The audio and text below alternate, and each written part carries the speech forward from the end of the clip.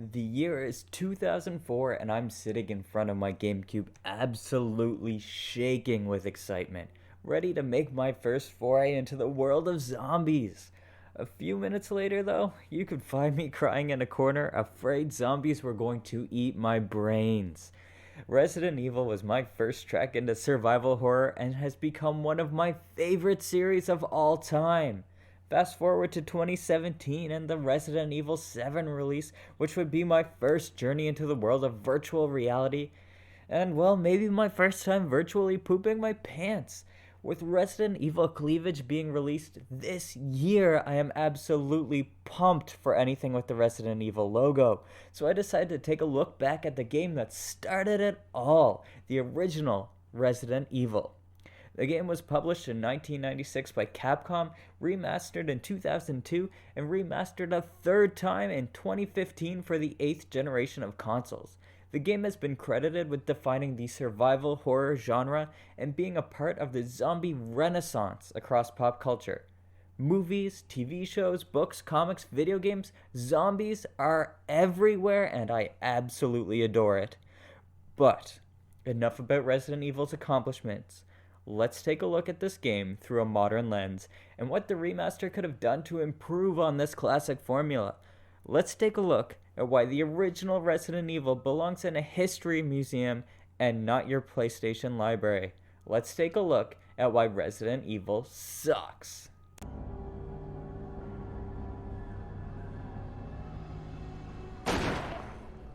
Butter this game up and call it resident backtracking because you're about to do a lot of it. There are two things that really grind my gears in gaming: waiting and backtracking, especially for the sake of extending game time. Resident Evil encourages backtracking. Forget a key item in the storage crate. Backtrack. Take too much damage and need a healing item. Backtrack. Need more ammo for your shotgun? Backtrack. Have I said backtracking too many times? Well, good, because that's all you'll be doing in the latter half of this classic remaster. The option to drop an item would have been an amazing addition to the game. The option to drop a rare herb or precious ammo in exchange for the key lying in front of you would dramatically reduce backtracking and still provide the player with critical choices between progress and survival.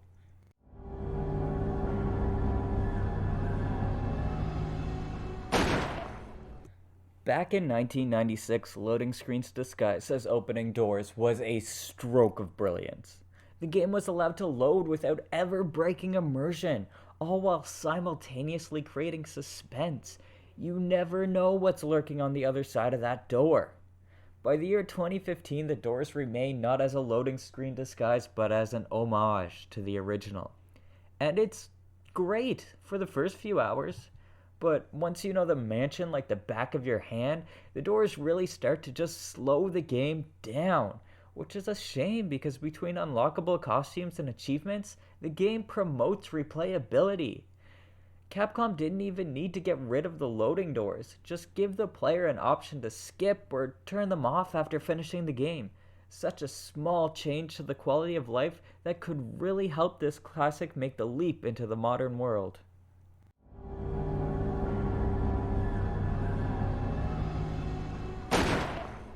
Beat the game in 5 hours. Beat the game in 3 hours. Beat the game using only your knife. Beat the game without saving.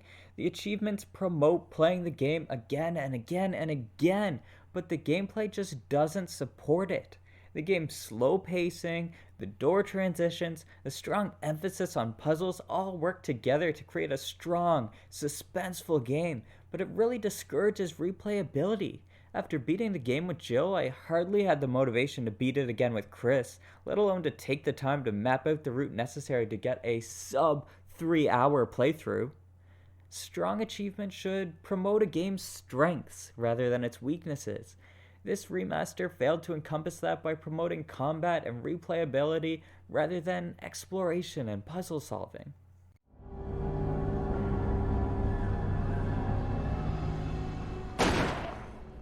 Capcom used various pre-rendered backgrounds throughout the game to create a gorgeous experience that allowed the visuals to be top-notch.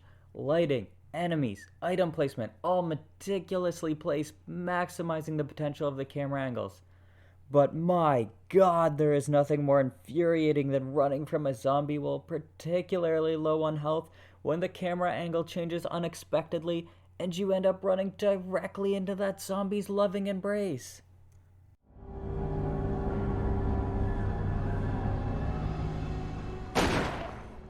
This mansion was clearly created by a video game developer.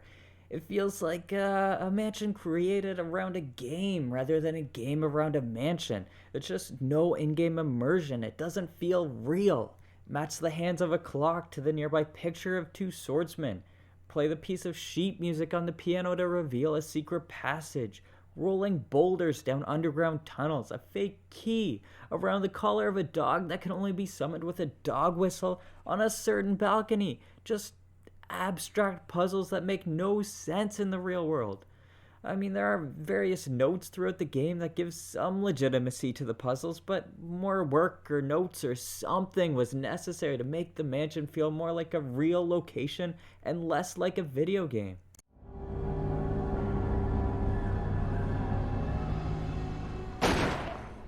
Another relic of the past, the combat is intended to increase suspense, but instead leads to frustration.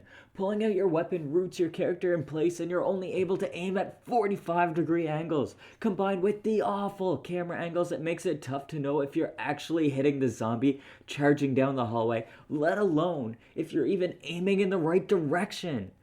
Creating a smooth aiming model tied to the right stick would go such a long way in making combat feel more realistic. You could even still have the player rooted in spot when aiming to keep that sense of suspense. Capcom even showed in 2019 that they were willing to go that extra mile and turn the originals into a behind-the-back third-person shooter. This could have been an amazing way to revisit the mansion from a different point of view.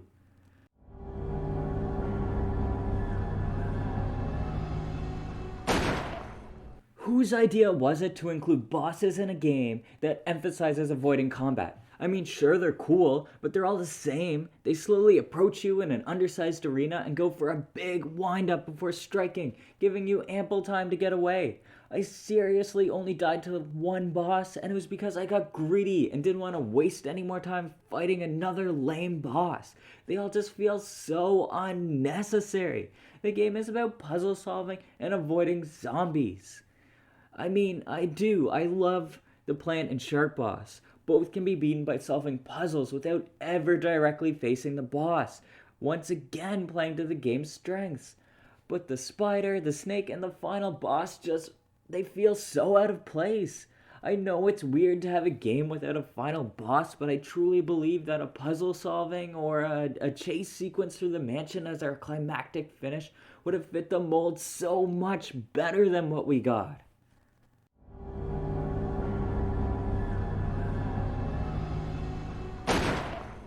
Playing through this game gives me serious Scooby-Doo vibes. Constantly splitting up, awful character dialogue, it just makes it feel like a cheesy B-movie rather than a historic game being remastered by a AAA company.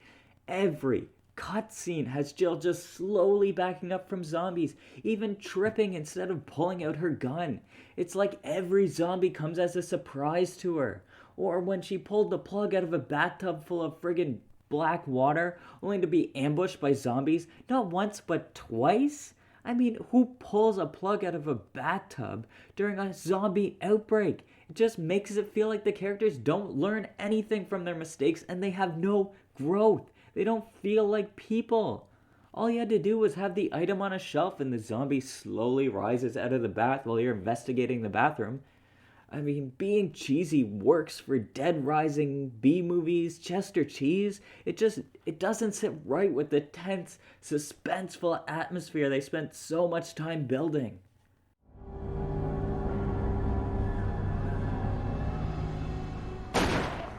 The 2015 HD remaster of this classic looks absolutely beautiful, like it belongs in the PS4 library. But the game's biggest fault was attempting to stay true to the originals made nearly 20 years previous. The remaster shows the creators were willing to make some changes, like making tank controls optional, but they just didn't go far enough. The prehistoric gameplay and artificial lengtheners really show the game's age. Features meant to draw players in and add suspense back in 1996 quickly begin to feel like a waste of time in modern gaming. Capcom had the opportunity to revamp the original akin to the Resident Evil 2 and 3 remakes. Instead, they did this classic dirty. The game was released with the intention of capitalizing on nostalgia rather than improving gameplay and inviting new players to the franchise.